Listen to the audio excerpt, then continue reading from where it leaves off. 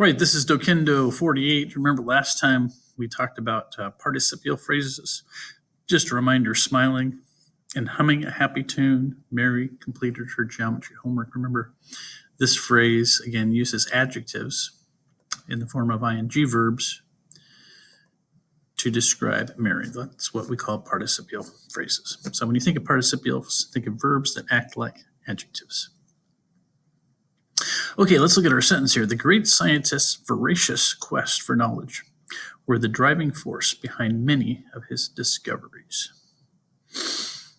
All right, so first of all, we got the great scientist's voracious. Scientist is plural here, but it sounds like we're talking about one scientist. So I think what they did here is they failed to put in a apostrophe to show possession because it's his quest, isn't it? So we need an apostrophe here to show possession. Voracious quest for knowledge. Now it sounds like we're talking about one thing, a voracious quest for knowledge, right? But we have a plural verb. So we need to change this verb to was.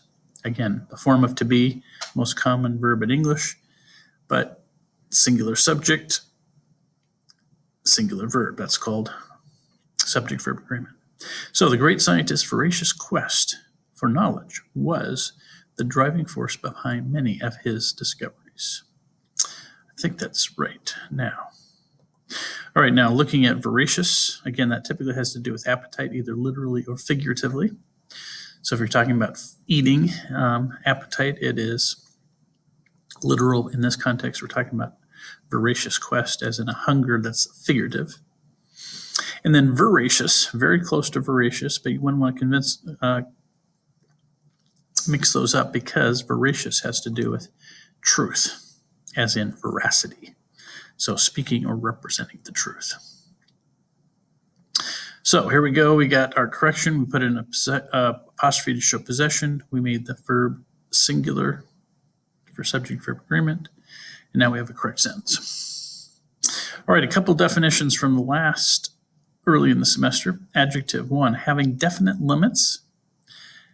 What is an adjective that would relate to that? And another one having to do with extremely small.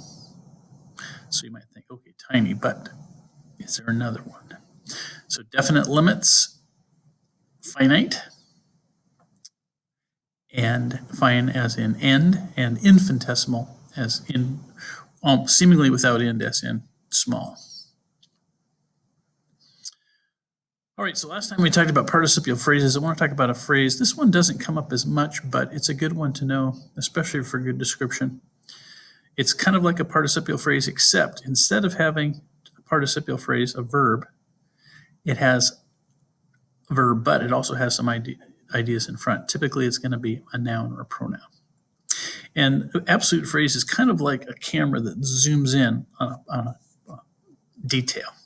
And so it's a very nice phrase to have in your arsenal of phrases because it allows you to focus. So notice here we have the concerned student walk briskly through the busy cafeteria.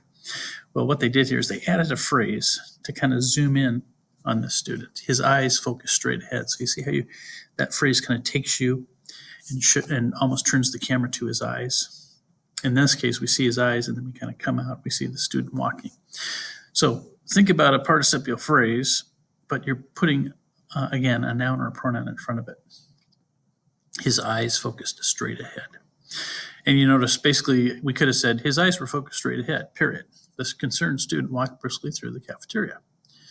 But instead of making it two independent clauses, we make this a absolute phrase by simply getting rid of that verb.